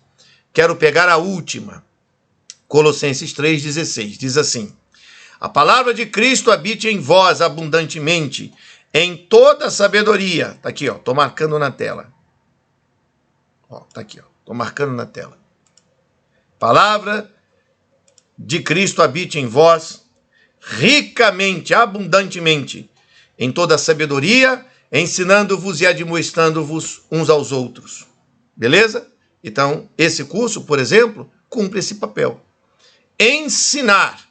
Então, se você é de Cristo, você é cristão, você tem um compromisso com a saúde da sua congregação, você vai buscar a sabedoria abundantemente oferecida por Deus, ciências, estudos, cursos. Você vai aprender e aprender e aprender para edificar o povo de Deus. O seu galardão vem depois. Não tem nada a ver com salvação, viu? Salvação é outra coisa. Salvação não tem a ver com a gente. Salvação tem a ver com Deus Pai, Deus Pai, Deus Filho. Deus Filho abandona sua posição de divindade, se torna humano, morre morte de cruz. Derrama seu sangue por nós. Isso é uma obra de Deus. Está em 2 Coríntios, capítulo 5, do verso 17 ao 21, se explica o que é salvação. Santificação é buscar, pensar as coisas do alto. Está na cabeça. Viver buscando as coisas do alto. Então você se separa para essa caminhada especial. E ao fazer isto, em toda a sabedoria, ensinando e admoestando no universo da igreja. Outra coisa que Jesus fazia, além de ensinar, Jesus pregava. Olha aí o copo bem aqui no meio. Jesus pregava. Então você tem Marcos capítulo 1, verso 39, Lucas capítulo 4, verso 44, você tem Lucas capítulo 8, versículo 1, você tem Atos 28, verso 31, e você tem 1 Coríntios 9, o verso 27. Aonde, essa última passagem, 1 Coríntios 9, 27, aqui na tela, antes subjugo o meu corpo. Olha o que Paulo está dizendo aqui. Em vez de comer na doida, viver de qualquer jeito, o reduzo à servidão. Você temperante. Ok? Serei servo do Espírito de Deus para apresentar o corpo de maneira saudável. O corpo, ele está falando do corpo. Não está falando de emoção, não está falando da mentalidade nem da espiritualidade. Isso tem em outras passagens. Aqui ele está falando do corpo. Para que, pregando aos outros, eu mesmo não venha de alguma maneira ficar reprovado. Vai vendo. Toma uma aguinha.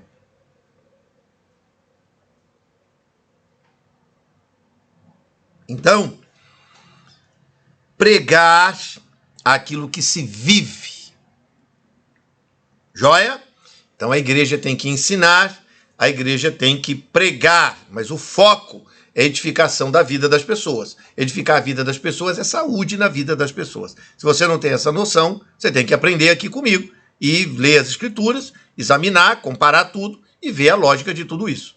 Você tem que trabalhar a cura. Jesus curava. Jesus curava. Onde é que está escrito? Está aí as passagens. Mateus 4, verso 24. Lucas 4, verso 40. Lucas 6, verso 19.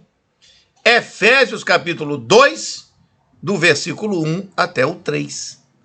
E aqui eu coloco a última passagem, numa parte que está em vermelho e azul, aqui na tela, que diz assim: entre os quais todos nós também antes andávamos nos desejos da nossa carne, nos desejos do nosso sangue tóxico, fazendo a vontade da carne e a vontade dos pensamentos. Veja que é separado.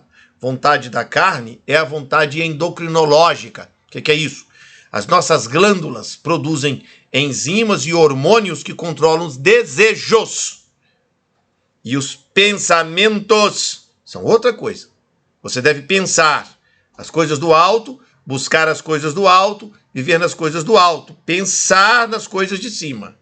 Mas o teu corpo, a carne, pelas glândulas, pelos hábitos, pelos vícios, vai buscar o caminho da destruição e da desgraça. E aí Paulo está dizendo que a gente antigamente andava assim. Agora, e éramos, por natureza, filhos da ira. Mas isso foi em outro tempo, quando nós andávamos segundo o príncipe da potestade do ar. Está aqui, ó. No outro tempo, estou marcando na tela. No outro tempo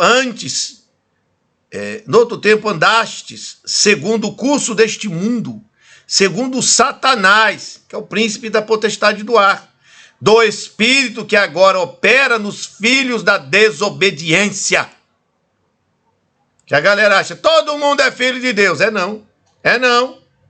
Para ser filho de Deus, tem que buscar e pensar as coisas do alto. Tem que buscar viver em comunhão com Jesus.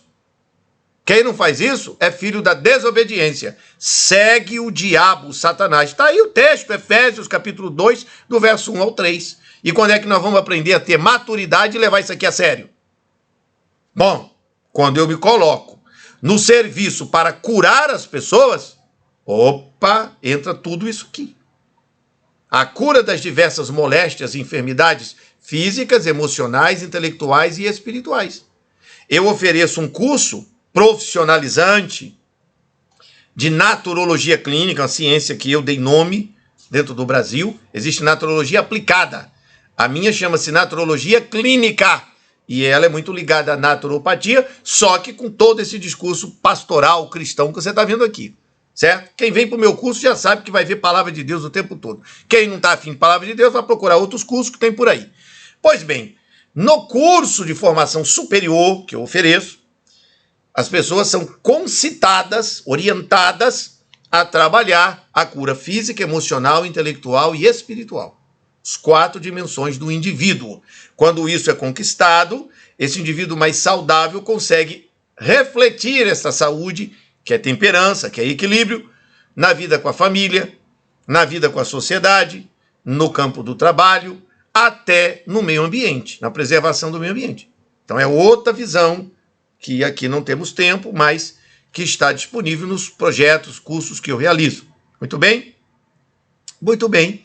E aí entra aqui Jesus abençoava. O que é isso? Jesus praticava beneficência. Aqui eu estou observando que eu não coloquei, vou fazer isso aqui agora, porque foi um lapso meu, mas vamos corrigi-lo. Ah, entendi, é porque eu não consigo fazer. Peraí, porque eu queria colocar aqui um quarto quadrinho. Então vamos fazer assim. Jesus ensinava e pregava. Vou botar assim, ó, e pregava. E Jesus curava e fazia o bem. Pronto, tive que fazer aqui essa arrumação, porque eu queria colocar os 4 dentro do copo, né? Vai ficar bem bonitinho aqui dentro desse copinho. E ainda vou fazer aqui uma outra coisa. Eu vou botar aqui assim, ó. Jesus ensinava, Jesus pregava. Opa, para cá. Jesus curava e Jesus fazia o bem. Pronto, agora ficou legal. Porque eu vou entregar esse material para vocês, né? Vai ficar todo bem bonitinho, bem ajeitado.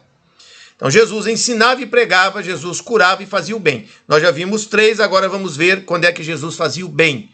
Atos, capítulo 10, verso 38, está aí na tela. 1 Pedro, capítulo 3, o verso 17. 1 Pedro, capítulo 4, verso 19. 1 Pedro, capítulo 2, o verso 15. 1 Pedro, capítulo 2, o verso 20. E 2 Pedro, capítulo 1, verso 10, com o qual eu fecho esse cenário aqui. Portanto, irmãos, procurai fazer cada vez mais firme a vossa vocação e eleição. Você é vocacionado, eleito por Deus? Porque fazendo isto, nunca jamais tropeçareis. Fazendo o quê? Fazendo o bem. Você vê aí as passagens que eu coloquei aqui na tela, mostram que nós temos que trabalhar fazendo o bem. 4 princípios: ensinar, pregar, curar e fazer o bem. Para quê? Para gerar saúde, que gera temperança, que gera equilíbrio, que gera melhor qualidade de vida para o povo da igreja. Certo? Bom, isso exposto, abro o nosso quarto tópico, quarto ponto, não é? Que vai nos ajudar a entender como organizar o departamento de saúde e temperança na igreja. Porque até aqui já ficou claro, esta aula é sobre a igreja e os dons e como é que você organiza na tua igreja o departamento. Estou apresentando os fundamentos e agora vamos para alguma coisa mais, digamos assim, eu não vou dizer prática, porque isso aqui é uma aula teórica, mas que você, na dinâmica da execução, tornará prático. Então, a igreja vai criar o Departamento de Saúde e Temperança. Departamento de Saúde e Temperança na igreja. Você precisa criar um manual ou um regimento, de organização do departamento. Bom, este manual e este regimento tem diversos modelos que você acha na internet. Se alguém quiser a minha consultoria para montar aí eu cobro honorários. É um serviço extra, ok? Aqui eu estou explicando como funciona. Normalmente as igrejas têm muita gente preparada, que pode criar vocês mesmos. Tem aí assistentes sociais, advogados, pastores experientes que sabem montar. Se, porém, alguém quiser que eu faça esse tipo de trabalho, eu cobro honorários. Não vou falar de dinheiro aqui, nada disso. Isso é uma conversa particular apenas com quem quiser. Ok? Então é trabalho. Aí, nesse caso, é o meu trabalho para pagar meu pão. Certo? Eu tenho que pagar os boletos aqui. Os boletinhos. Aqui, o boletim. Tem que trabalhar para pagar boleto. Se alguém quiser, eu não vivo disso. Eu vivo de consultório, eu vivo dos meus cursos, eu tenho outros caminhos. Porém, para fazer um negócio desse, eu vou ter que dedicar tempo. E para dedicar tempo, eu vou cobrar os honorários. Mas isso é outra história. 2, você precisa ter uma comissão na sua igreja para liderar a organização de tudo isso. Isso não é obra que se faça na igreja para execução, para acontecer, sem uma comissão. Então, pelo menos, no mínimo, 3 pessoas. Precisa ter o presidente de uma comissão, o secretário e um conselheiro. Se você tiver uma igreja muito grande, bota mais gente. Quem deveria ser o pessoal aí dessa comissão? O pessoal da saúde. Quem é que trabalha na área de saúde na tua igreja? É esse pessoal quem deve atuar. E eu sugiro que você, líder, mande os sujeitos dessa comissão assistir esse meu curso aqui, que é de graça, para eles entenderem a seriedade, o painel inteiro, e isso ajuda a criar uma maturidade do que é que vai ser feito, para não fazer de qualquer jeito, na doida. Tem que fazer a coisa bem organizadinha. Aí você tem que ter um diretor desse setor. Veja, comissão é uma coisa, o responsável é outra. E aí eu explico. A comissão, ela é responsável por organizar regras, que a gente chamaria de legislativo, normativas, e fiscalização se as coisas estão indo bem. É uma comissão que cria normas e fiscaliza. Ela tem duplo poder no departamento. O diretor é o sujeito que executa, é que vai fazer acontecer aquilo que está determinado para o ano. Então vai ter 4 semanas de oração sobre saúde e qualidade de vida. Quem vai executar, vai comandar, vai liderar isso é o diretor, não é o pessoal da comissão. A comissão vai para lá para ficar de olho, para saber se está seguindo as regrinhas que foram estabelecidas no colegiado da igreja. Porque esse departamento define tudo isso, depois que o departamento define, o pastor analisa, aprova, encaminha para a comissão geral da igreja toda, a comissão geral da igreja aprova, concorda, e aí vai então para o voto na Assembleia Geral da igreja, que aí o pessoal chama da nave da igreja inteira. Então lá no sábado, no domingo, na segunda, no todo dia que vocês se reúnem, todo o povo da igreja disse: queremos o voto para a criação do departamento. Já passou pela comissão específica, pela comissão geral, aprovação do pastor, e agora precisamos do aceite. Quem concorda, levante a mão. Ou quem concorda, fique quieto como está. Quem não concorda, se manifeste. Certo? É assim que os estatutos da maioria das igrejas funcionam. E aí você tem que ter, por último, uma equipe de apoio. A equipe de apoio é constituída de pessoas que são da área de saúde, ou de até, não precisa ser pessoas de saúde, às vezes a sua comunidade não tem tantos profissionais de saúde, ou eles não querem participar. Então você vai pegar pessoas interessadas em realmente se envolver. Elas deveriam fazer um curso como esse meu, que eu acho que é inédito, não conheço nenhum trabalho parecido com esse que eu estou fazendo aqui. Se tiver, assista também. E se você conhece, manda para mim, que eu também quero fazer, porque eu quero conhecer tudo isso. Mas essas pessoas são uma equipe de apoio. Então, o diretor do departamento precisa de pessoas para o apoio. E aí, cada realidade é uma história. Eu não vou dizer aqui quantos você tem que ter, porque depende de quantos membros, depende da agenda, o que se propõe, depende do manual ou do regimento do departamento, ok? Vamos avançar um pouquinho. E aí, eu quero dizer que você precisa ter vontade política objetiva. A palavra política, pessoal, não é política de partido, de eleição, nada disso não. Vontade política, a palavra política que significa desejo do pastor e da congregação de ter um departamento de saúde e temperança. Então veja o que está escrito aqui nesse painel. Toda a igreja quer esse departamento? Quer dizer, foi votado? A comissão diretiva quer fazer o departamento acontecer? Vocês têm um diretor para comandar esse setor? Sim ou não? Há uma equipe de apoio disposta a desenvolver? O pastor tem interesse nisso? Se tudo isso aqui for sim, sim, 5 sims, então você tem uma vontade política dentro da igreja para fazer esse departamento e tudo isso que estamos estudando acontecer. Aqui tem 2 materiais importantes, que a gente chama de regulamento estruturado.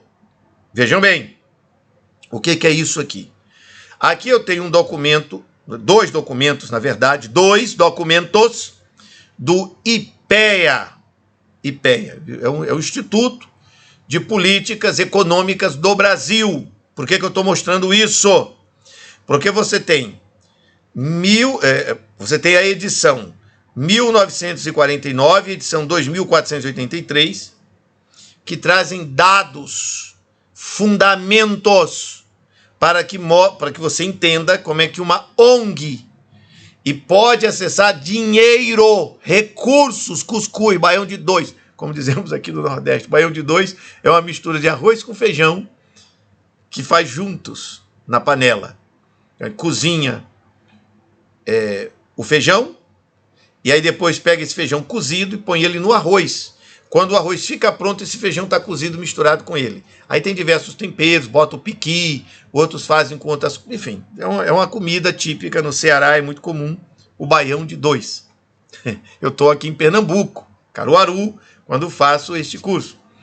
Né? A gente diz o cuscuz, porque isso é dinheiro para fazer esses departamentos, esses projetos. A igreja, você aí, pastor, você pode buscar através desse... Vá atrás desses 2 documentos aí, ó. Isso é de foro público. Digite na internet. 1949, textos para discussão IPEA. E observe que vai aparecer isso aqui. Baixa, entrega para o teu departamento saber como é que acessa verba, dinheiro, para investir em projetos comunitários que podem ser na área de saúde para a tua igreja. Ok? Vamos lá. Aí, quem é o pessoal de saúde que você pode chamar?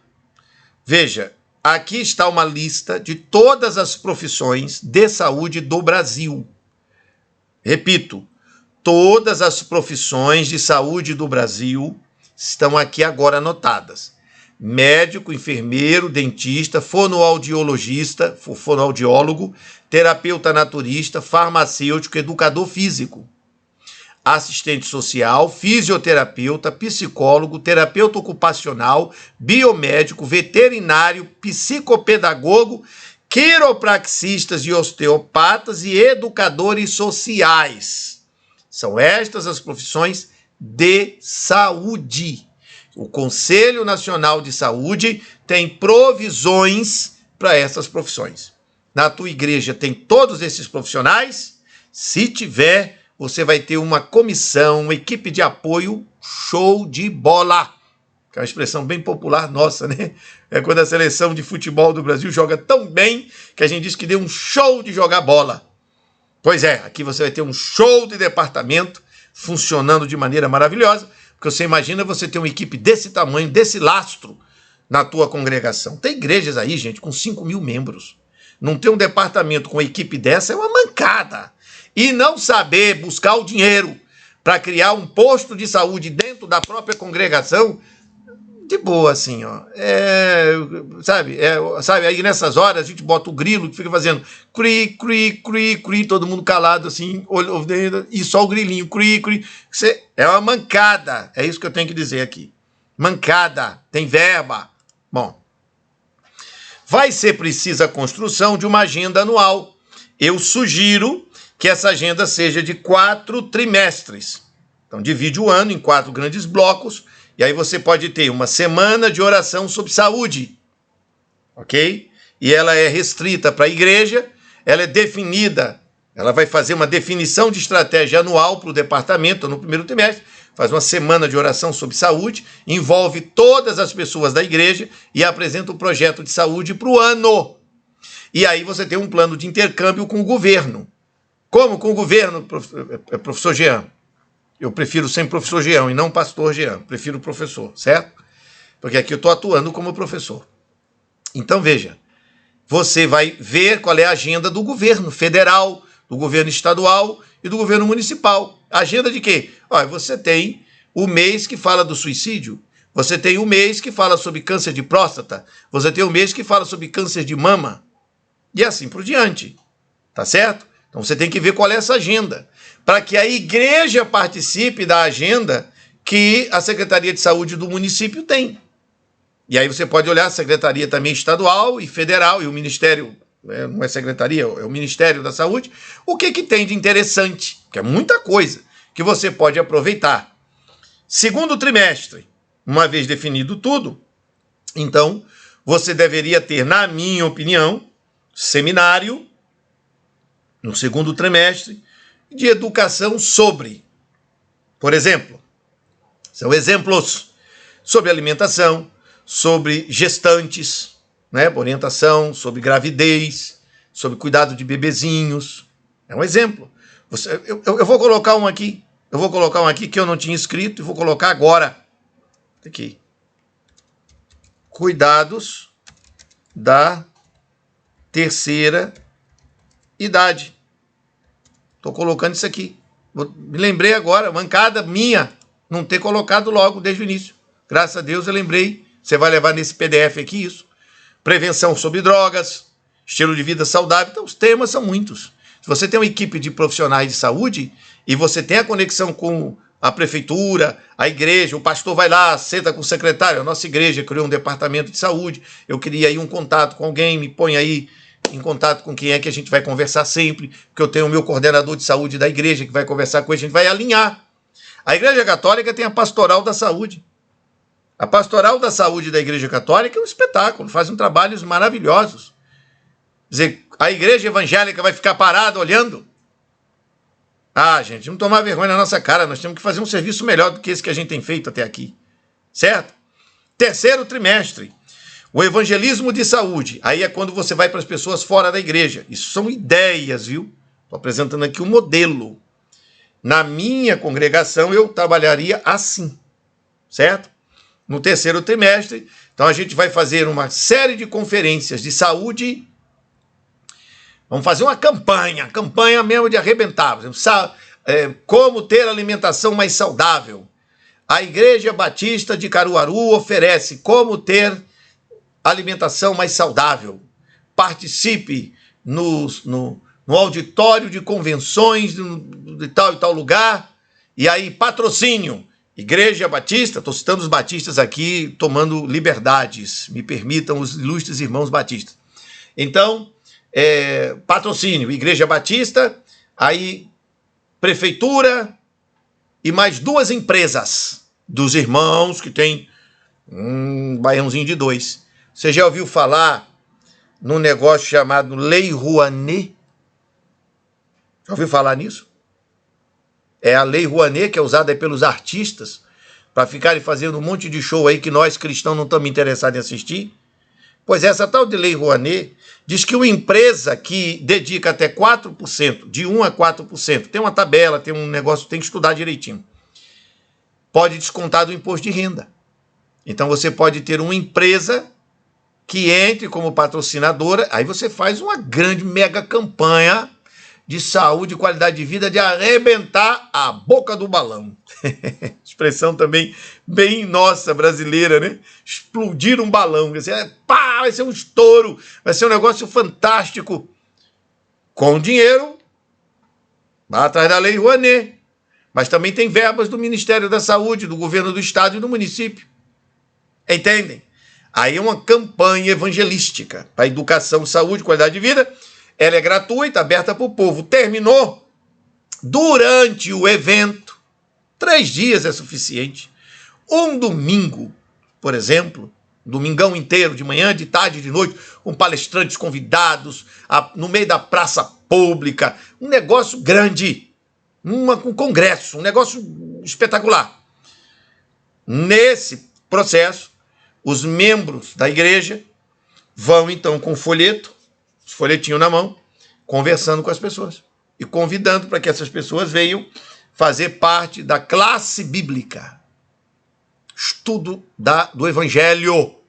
Mas aí é trabalho de preparação, de organização que você faz no primeiro e segundo trimestre.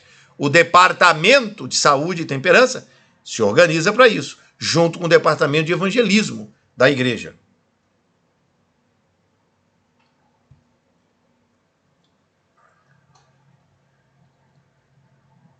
Muito bem. E no quarto e último trimestre, você entra com as campanhas sobre câncer de mama, de próstata, algumas campanhas especiais. A questão sobre depressão, suicídio, que normalmente no final do ano tem essas campanhas bem estabelecidas. Está aqui uma ideia. Pode ter outras ideias, né? Mas é uma agenda anual. Entenderam? A lógica. Muito bem. Passado isto, aí entra agora o último tópico de nossa aula. O último tópico, para a gente fechar esta aula, tá? Vejam. Eu falei na aula anterior, na aula número 5 dessa série de 8 aulas, num determinado momento, sobre o que eu chamo de doutrina do individualismo radical.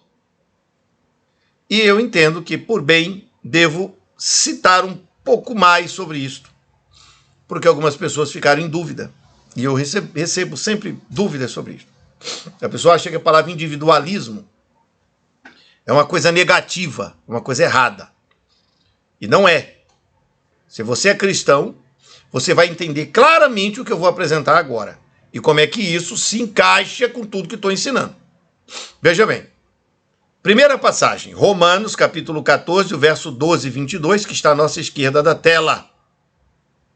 De maneira que cada um de nós dará conta de si mesmo a Deus. Romanos 14, verso 12. Você vai dar conta da tua vida diante de Deus. Eu vou dar conta da minha. Cada um é cada um. Tá certo isso aí? Ficou claro? No verso 22 diz assim: tens tu fé? Você tem fé? Tenha para ti mesmo diante de Deus. Por que Paulo diz isso? Porque a minha fé, meus amigos, não serve para você. E nem a tua fé pessoal serve para mim. Cada um de nós tem que se apresentar a Deus. Note a passagem que está logo aqui à esquerda da tela, na parte baixa. Examinai-vos a vós mesmos, se permaneceis na fé. Provai-vos a vós mesmos, ou não sabeis quanto a vós mesmos que Jesus Cristo está em vós, se não é que já estáis reprovados. Mas espero que entendereis que nós não somos reprovados. Paulo está sendo motivacional aqui. Note que ele diz, cada um se examine. Esse é o individualismo que eu apresento. Porque existe uma ideia de que se você está dentro de uma igreja, você está salvo. Nada pode ser mais idiota, não tem outra maneira de idiota do que pensar isso. Dentro de uma igreja, você pode estar totalmente perdido. Ou já se esqueceu que Satanás se perdeu foi dentro do céu. Para ser um indivíduo salvo, de verdade, tem que estar aqui do jeito que disse Jesus, através do apóstolo São Paulo. Examinai-vos a vós mesmos, se permaneceis na fé. Provai-vos a vós mesmos. Ou não sabeis quanto a vós mesmos que Jesus Cristo está em vós? Jesus Cristo está na sua vida? Jesus Cristo está na minha vida? Cada um tem que responder para si próprio. Se Jesus Cristo estiver na tua vida e não está na minha, eu estou perdido e você está salvo. Se Jesus Cristo está na minha vida e não está na tua, tu está lascado e eu tô bonito na foto. Entende essa clareza? Isso é individual, não é coletivo. Tá, então para que eu vou numa igreja? Para que haja o apoio, já expliquei sobre isso na primeira parte da aula. Eu me relaciono com Deus através dos canais que Deus coloca para a comunhão. O primeiro é a minha própria intuição, é meu indivíduo, eu sozinho, como acabei de ler aqui agora. Eu sozinho tenho que ter essa convicção em mim. É uma questão minha, certo? No segundo momento, o estudo das Escrituras, da Palavra de Deus. Em terceiro lugar, eu vou observando as circunstâncias da vida. Quando chegou o período da pandemia, eu tinha um gabinete bem organizado, muito bem estruturado. Aí, por causa do problema da pandemia, eu tive que fechar tudo. Fechei e peguei todos os meus livros, meus equipamentos, fechei tudo, botei tudo empilhado dentro de casa. Tirei a mulher, que concordou, graças a Deus que Keila é muito consciente quanto a isso. Saímos da suíte, fomos para um quarto menor e eu ocupei a suíte inteira, porque eu ia jogar meu livro no lixo, porque eu não tinha um gabinete. Ia jogar meu birô, todo o acervo. Não posso, eu trabalho com isso, é o meu ministério.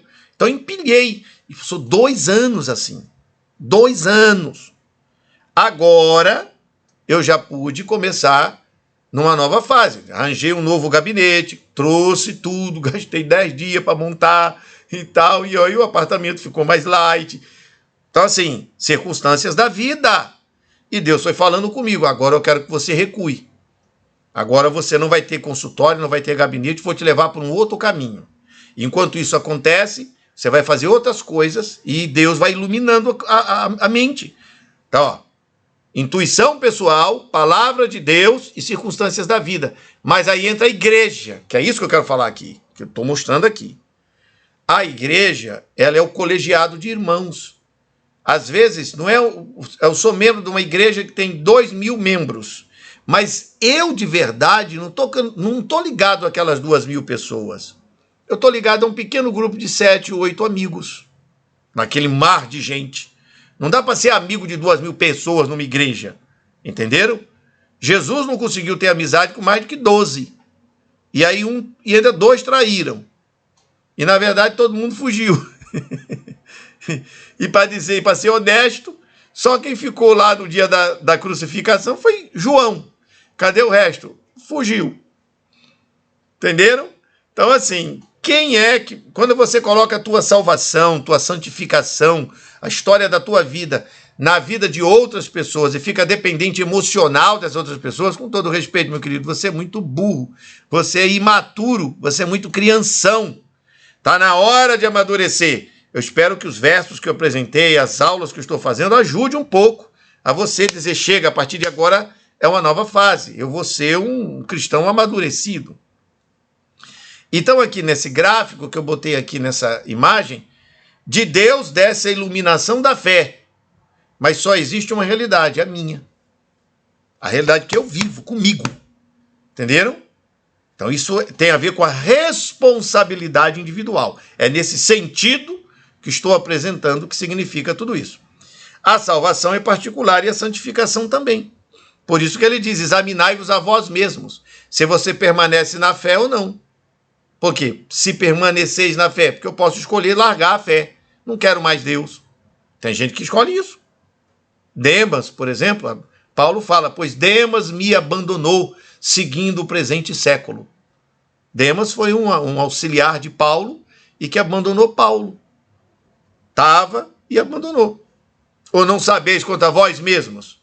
Então a minha salvação e santificação é um assunto 100% particular. É eu com Deus.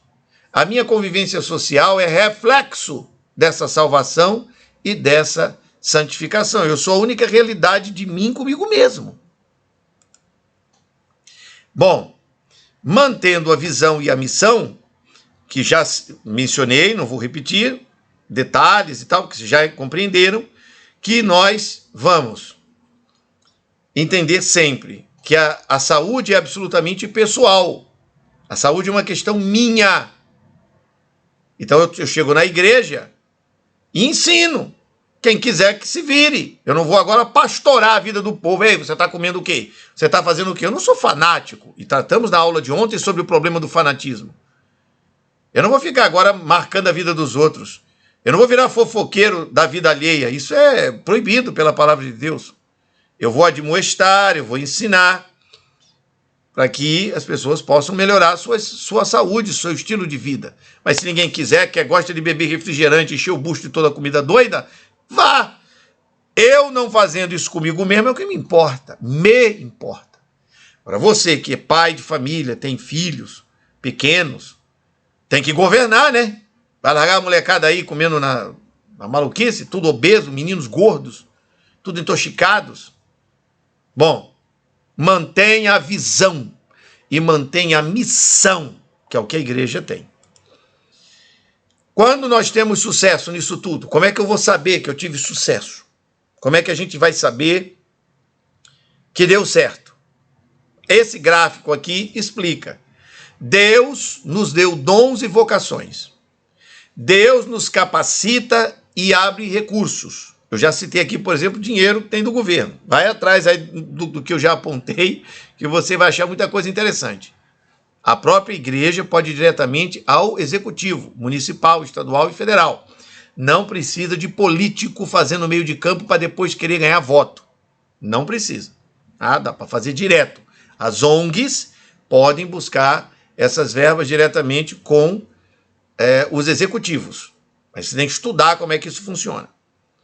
Deus abre recursos. Também tem recursos no campo privado, como já mencionei também, até o caso da Lei Rouanet, e tem outras iniciativas. Existe uma lei no Brasil chamada Lei do Bem, que é a lei da ciência, tecnologia e inovação. A lei da inovação. Você tem que estudar a lei da inovação, porque nela existem determinações legais que permitem que você faça investimentos na área de recursos humanos para aperfeiçoamento da saúde das pessoas. Deus nos guia no dia a dia da vida. Tenho falado disso nesta aula com muita precisão. E Deus opera e conclui a obra dele mesmo em nós. Está escrito aqui, que é o texto que eu quero sublinhar nesse quadrinho, porque Deus é o que opera em nós o querer e o efetuar segundo a sua boa vontade. Senhor, tu nos darás a paz, porque todas as nossas obras, tu as fizeste. Aqui, ó. Tu fizeste em nós. Está vendo aqui? Que lindo isso. Deus opera nas nossas vidas. Nós não devemos ter dúvida quanto a isso. E ainda também tem aqui os textos, Sofonias 2:3, 1 Crônicas 16:11, textos que mostram que Deus diz assim, se você buscar a minha presença, se você me buscar a minha orientação, diz o Senhor Deus, eu vou abençoar vocês.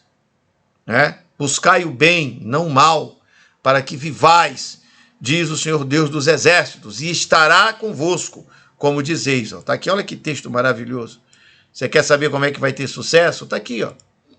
Estou marcando agora. Buscai o bem e não o mal, para que vivais, e assim o Senhor, o Deus dos exércitos, estará convosco, como dizeis. Entendeu aí, meu querido? A igreja que você comanda, o lugar onde você está congregando, e se você não tem congregação nenhuma, se converta, cria um ministério aí sério, começa a trabalhar, faz como eu estou fazendo. Ok?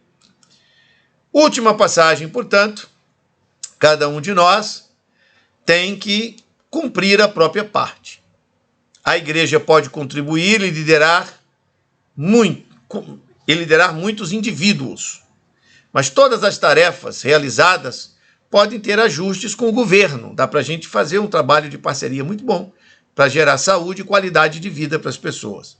E a utilidade de toda essa nossa roda que eu tenho apresentado aqui é vida, é bênção, e tudo isso volta para Deus, que manda de volta. Eu quero agradecer a vocês a paciência, a generosidade de acompanhar este curso. E peço licença para nós encerrarmos com a oração. Senhor nosso Deus, nosso Pai, te rogamos que nos ajudes a apresentarmos nosso corpo como um sacrifício aceitável diante de ti. Que possamos apresentar um culto racional, conforme a multidão de tuas misericórdias. Não nos deixe acomodados e conformados com este mundo, mas te pedimos que transformes a nossa mente para que possamos experimentar qual seja a tua boa e perfeita vontade para cumprirmos. Em nome de Jesus, teu Filho, nosso Salvador. Amém. Meus amigos, meus irmãos, meus camaradas, simpatizantes desta causa, desejo a todos vocês todas as bênçãos da saúde e da presença do nosso Deus e que vocês estejam espertos em assistir às 5 aulas anteriores e atentos para a aula número 7 e número 8, que ainda vai ser apresentada e que fecha todo este curso. Grande abraço e até o nosso próximo encontro.